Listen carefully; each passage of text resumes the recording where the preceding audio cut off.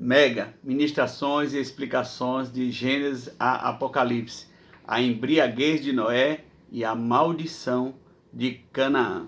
Shalom, querido seguidor do nosso canal, na pegada de Yeshua. Hoje eu estou muito feliz, nós estamos chegando à conclusão dos 10 primeiros capítulos de Gênesis, né? Estamos hoje concluindo o 9º capítulo, não é? Esses 10 capítulos são muito importantes, cheios de detalhes, é difícil de interpretar assim, à luz do hebraico, mas o Senhor tem nos dado graça e hoje nós estamos com o nosso estudo número 25, baseado no capítulo inteiro 9, o capítulo 9 de Gênesis. É um capítulo muito intenso, com várias abordagens e detalhes, onde nós precisamos parar e meditar e ter temor de Deus na hora de considerar cada tema. Nesse capítulo, ele contém um dos assuntos mais polêmicos da Bíblia. Então, vamos ficar atentos, que eu sei que você vai ser extremamente edificado. Estou muito feliz por essa etapa vencida. E eu quero ler apenas simbolicamente, porque nós já não estamos mais lendo os capítulos todos, aqui de Gênesis, capítulo 9, verso 11 a 13, que é muito importante neste capítulo. É a fala de Deus em relação a Noé. Estabeleço a minha aliança convosco, não será mais destruída toda a carne por águas de dilúvio, nem haverá dilúvio para destruir a terra. Verso 12. Disse Deus: este é o sinal da minha aliança que faço entre mim e vós, e entre todos os seres viventes que estão convosco para perpétuas gerações. Porei nas nuvens o meu arco, será para sinal da aliança entre mim e a terra. Você que é abençoado, abençoada nesse estudo do Mega, eu peço que você deixe seu like, aí deixe seu joinha, ative o sininho, compartilhe esse link com um grupo de edificação. Quem gosta de estudar a palavra, dê esse presente, não é? Nós temos o propósito de edificar pessoas, temos pessoas que oram por nós, vocês mesmos que seguem o canal. Então, se inscreva, compartilhe, comente, é importante para a relevância do canal. O Mega, dentro do canal Na Pegada de Yeshua, os vídeos do Mega são os que são menos visualizados. Nem por isso eu fico indisposto. Ao contrário, eu tenho prazer de estudar, passar dias e passar turnos do dia estudando para fazer o Mega, porque eu não estou interessado em quantidade de visualizações, apesar que é importante para o canal, mas eu estou interessado em pessoas que têm interesse na palavra, não é? Então vamos lá. Esse capítulo 9 é um capítulo tremendo, e nós vamos começar aqui fazendo um comentário sobre o verso 1 ao verso 3, que é onde Deus comenta sobre as mudanças, né? A reforma na dieta gastronômica de Noé. Deus fala que Noé pode sair da arca e fala novas diretrizes para o que Noé vai comer. Deus libera comer carne, não é? E diz assim que Deus abençoou Noé, multiplicai, frutificai e enchei a terra. E ele diz para Noé comer, que vai pôr inimizade entre os animais, porque Deus é justo demais, irmãos. Como é que ele ia manter a mansidão entre Noé e os animais, e Noé agora ia ser um predador dos animais? Então Deus coloca esse equilíbrio, ele coloca inimizade entre os animais, para que os animais eles possam ter condição de se esquivar, de escapar, para que tenha ao menos a oportunidade da caça, não é? E não entregar na mão assim um animal inocentezinho, já está manso no colo de Noé, Noé vai e mata, né? Então a gente entende assim princípios implícitos da justiça de Deus, e Deus coloca como bênção. Então Deus abre aí sem restrição todo animal, inclusive ele fala do peixe que o homem podia se alimentar. Ele só faz uma restrição, que aí já é um comentário do verso 4 ao 6, que é o cuidado com o sangue, não é? Por que Deus tem esse cuidado com o sangue? Pode comer os animais, mas não coma sangue sufocado, não coma sangue, não é? E não tenha violência entre homens, não derrame sangue do homem, do seu próximo, e nem coma, ingira o sangue dos animais. Porque Deus quer distanciar daquela figura terrível do Caim, que derramou o sangue do seu irmão Abel. Essa figura vampírica que é o Caim, né, de derramar sangue, não é? Então nós vamos ver Jesus na ceia, né? Jesus, tome do meu sangue. Ele é a antítese de Caim. Enquanto Caim derramava o sangue do próximo, Jesus dava o seu próprio sangue no Calvário. Então, Deus afasta essa possibilidade do sangue. Não é nada de legalismo, porque é judeu que nem tinha o Estado, a nação judia, não tinha se estabelecido ainda. Não existia israelenses aqui. Aqui é tão somente um novo tempo que Deus estabelece junto a Noé, e Deus disse, não coma sangue, não é? Também porque era uma prática dos pagãos antigos que morreram no dilúvio, que adoravam a falsos deuses, que bebiam sangue. Então Deus está fazendo essa separação, não é? É muito importante. Aí nós vamos observar no verso 7 que Deus fala crescer e multiplicar. Então ele vai repetir o comando que ele deu a Adão. Implicitamente Deus está dizendo, esse é um novo Gênesis, é um regênese. Vamos começar tudo de novo, e ele dá o mesmo padrão, ele estabelece o mesmo padrão de comando, de mandamento para Noé, crescer, multiplicar, encher a terra. É uma bênção que Deus dá. Então nós vamos ver que do verso 8 ao verso 19 nós vamos dar um salto, porque é um tema só praticamente. É o estabelecimento da aliança de Deus com Noé, e a marca dessa aliança é o arco. Deus chama de meu arco, não tem nada de arco-íris aqui. Em inglês a tradução é melhor rainbow, arco de chuva. E você vai ver o arco de Deus. Arco de chuva, o arco de Deus são as melhores traduções. A pior é arco-íris, porque não existe essa expressão arco-íris na palavra. É o arco da aliança de Deus com Noé. Ali Deus promete que todas as vezes que chover, que tiver trovoada, ele vai fazer aparecer nas nuvens o seu arco, para que ele se lembre da sua aliança com Noé. Esse lembrar aí é um eufemismo, porque Deus não se esquece, mas assim, a fidelidade de Deus, para quando Noé olhasse para o arco e toda a geração pós-Noé, pós-diluviana, visse o arco e tivesse esperança. Isso mais lá na frente a gente vai ver sobre Nimrod, que Nimrod não considera essa aliança, não confia quando aparece o arco de Deus, que é chamado de arco-íris. Então, por isso que ele vai construir a Torre de Babel, que nós vamos mais ver nos próximos capítulos, não é? Então, quando chega no verso 18 e 19, vai falar o nome dos filhos de Noé, e vai aparecer algo inusitado. Vai falar também um nome de um neto de Noé, não é? Então, vai falar o nome de Sem, que saíram da arca e que receberam aquele comando, e por tabela foram abençoados pela aliança também, não é? De Deus com Noé. Sem, Cã e Jafé. É importante a gente saber o significado dos nomes aqui, porque no próximo capítulo já vai te ajudar, porque a distribuição dos países ali, e para que lado cada um vai, e a ênfase que até hoje existe na vida desses povos que são herdeiros de Sem, Cã e Jafé. Então, Sem significa nome, reputação, fama, respeito. Esse é o nome Sem. Daí vem o grupo das nações semitas, né? Aquela região ali de Israel e uma boa parte ali que envolve o Oriente Médio, né? Que envolve Padã Arã, Antiga, a Síria, aquela região toda ali é a região chamada semítica, não é? A fronteira com Jordânia e também parte fronteira com o Egito. Então aquela região semítica, né? E depois tem o Cã.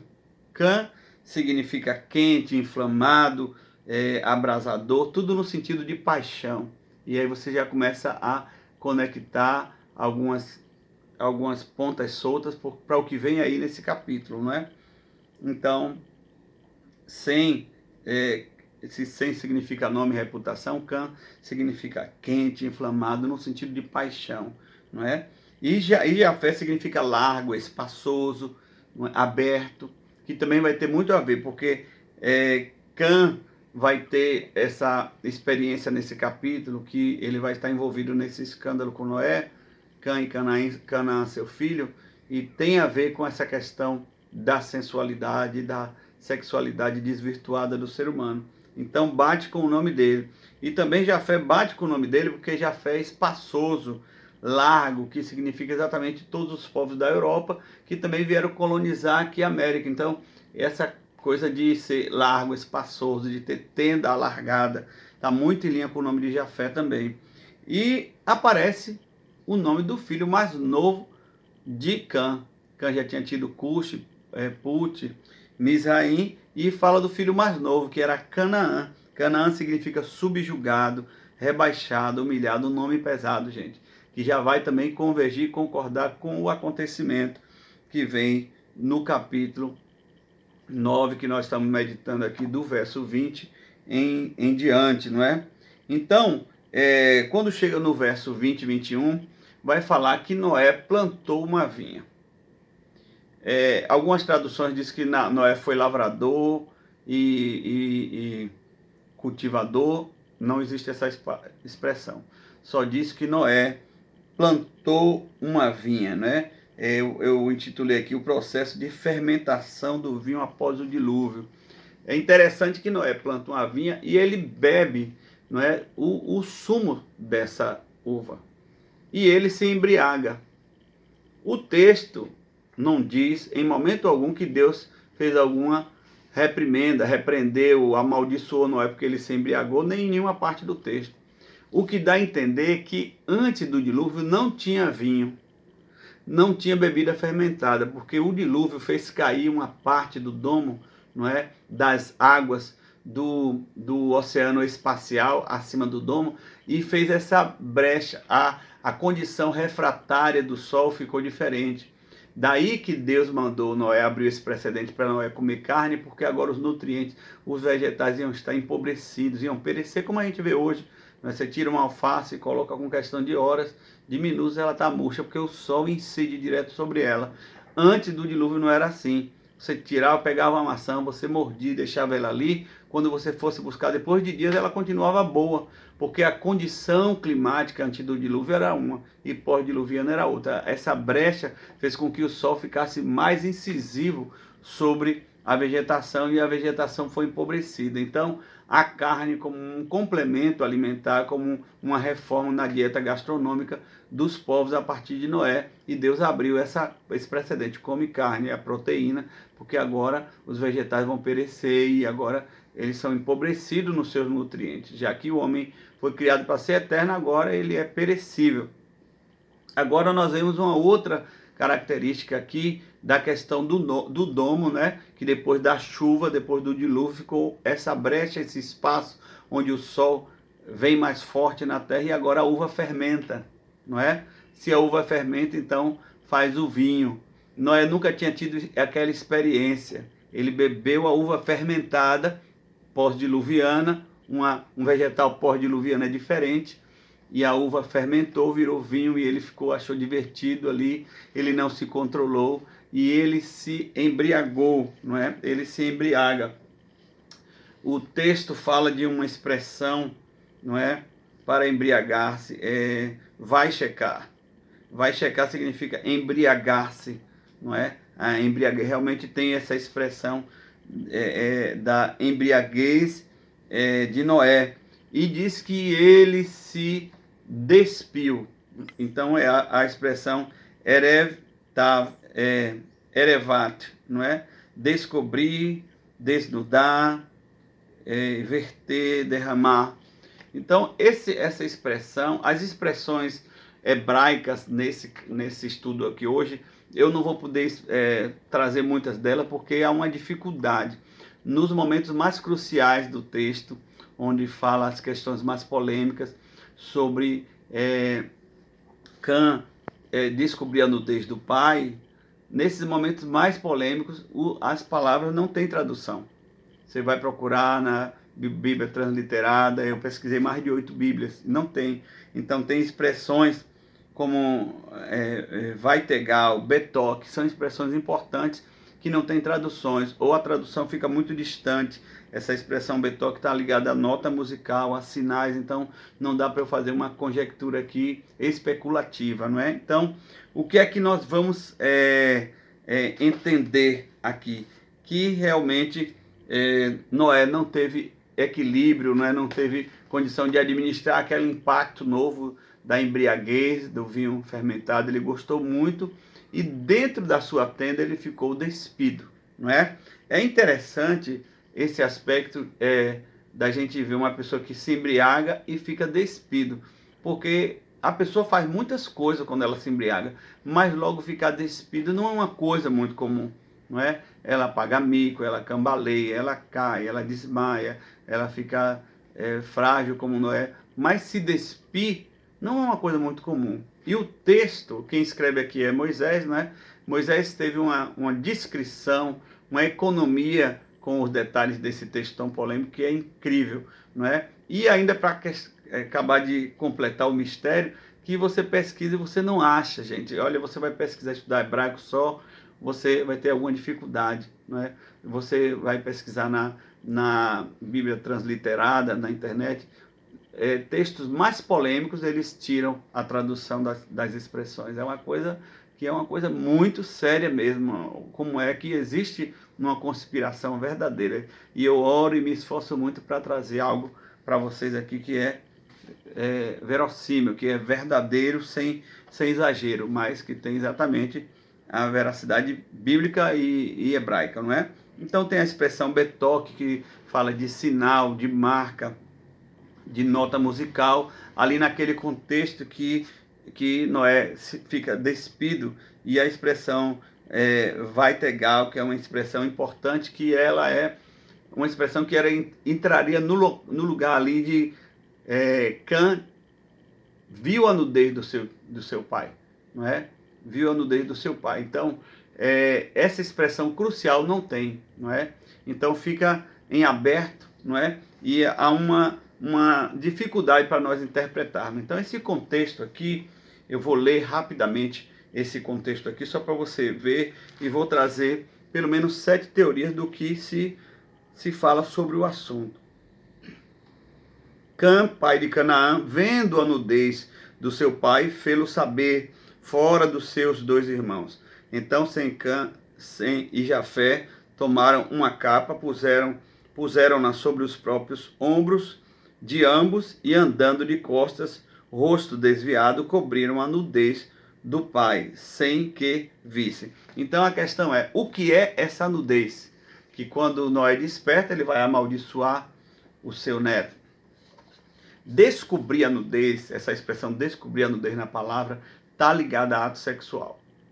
Então, descobrir a nudez aqui, quando você vai estudar o capítulo 18 de Levítico, tem vários níveis de descobrir a nudez, mas sempre está ligado a ato sexual. Então, como eu não consegui as traduções mais verdadeiras, as expressões que eu poderia falar para você aqui, eu vou falar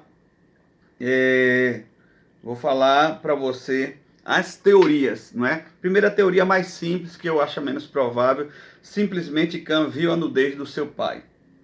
Viu Noé despido e saiu e foi falar para os filhos.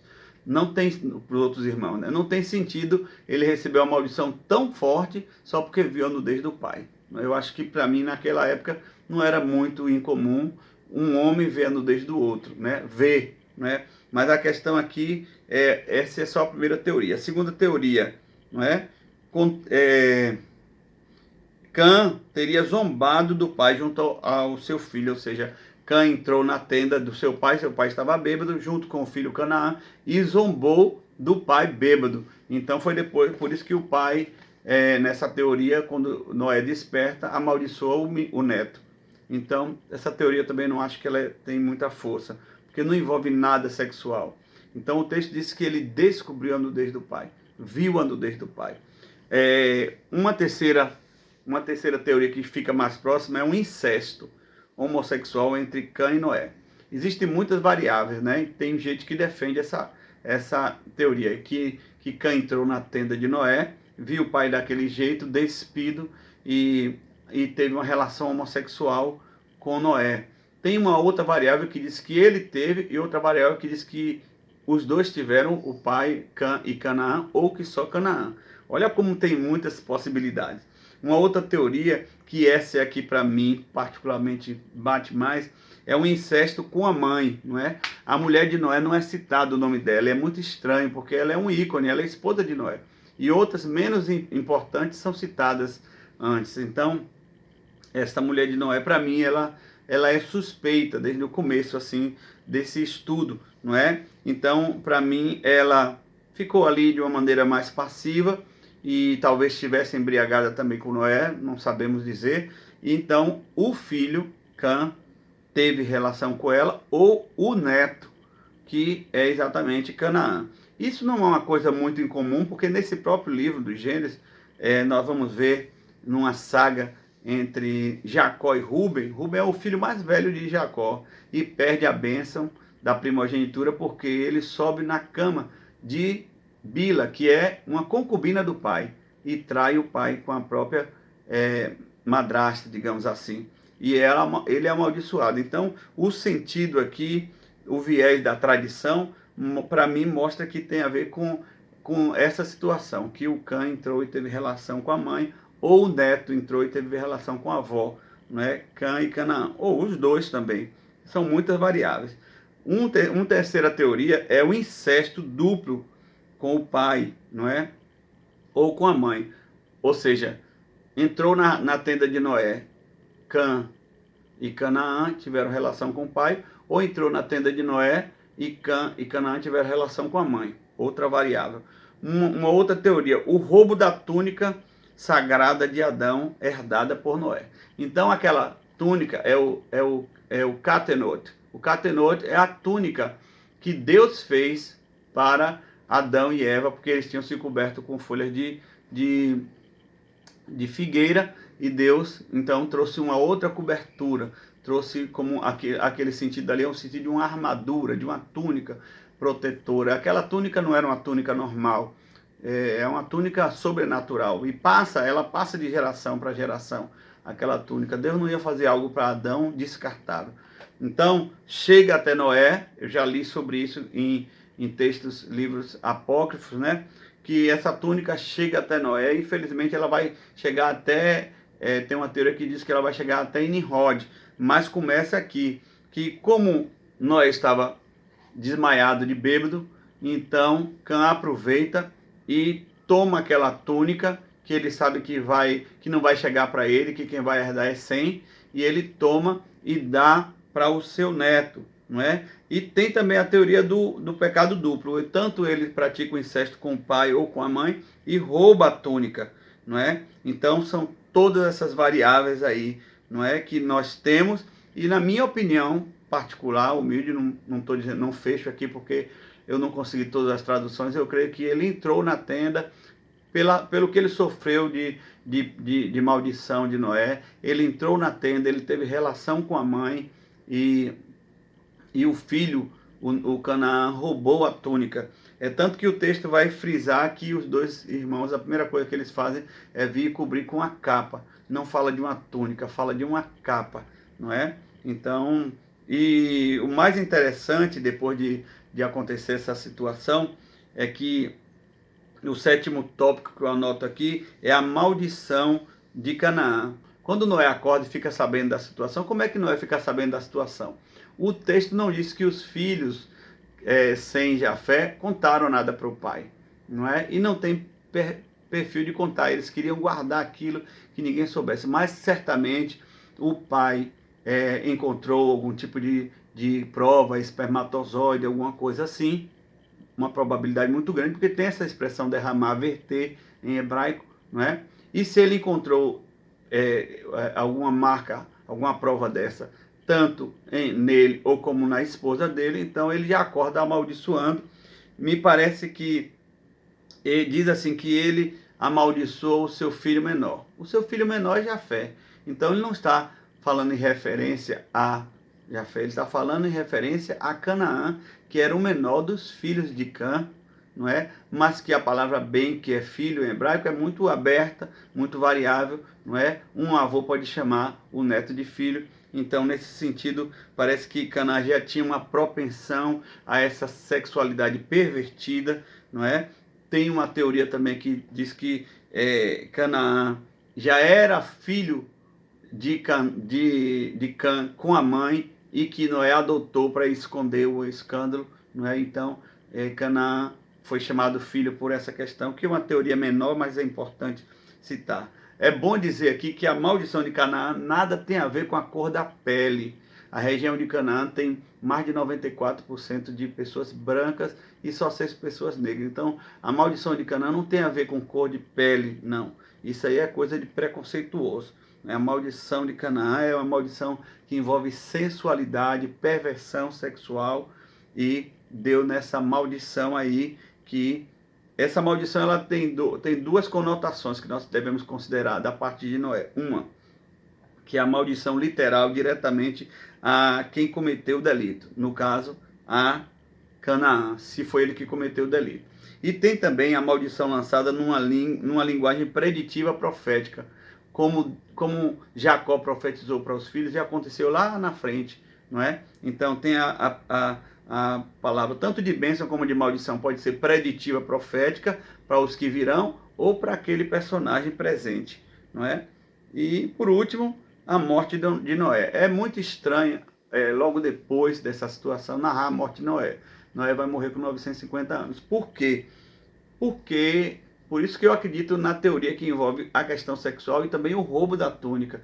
Porque aquela túnica trazia longevidade e proteção a quem usava ela, né? Ainda nós vemos bem depois aí Elias e Eliseu com um manto sagrado especial. Então eu acredito nessa teoria da túnica junto com a questão da perversão sexual. Por isso que quando foi tirado da túnica, foi roubado, usurpado de Noé, aí a vida dele logo ele vai morrer logo depois, não é?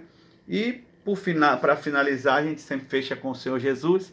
O primeiro milagre de Jesus foi transformar a água em vinho. Olha a analogia. Depois das águas do dilúvio, e Noé veio e plantou uma vinha e se embriagou. E Noé, aquele vinho que Noé fez, com certeza foi o melhor vinho, não é? Até o de Jesus. Porque realmente o mestre Sala, naquela transformação no milagre da água para o vinho, o mestre Sala disse, esse é o melhor vinho, não é? O vinho de Jesus não trouxe embriaguez, o vinho de Cristo não trouxe maldição nem escândalo. Ele é o melhor vinho, um vinho melhor que o vinho de Noé. O vinho de Cristo é um vinho novo. Deus abençoe. Shalom.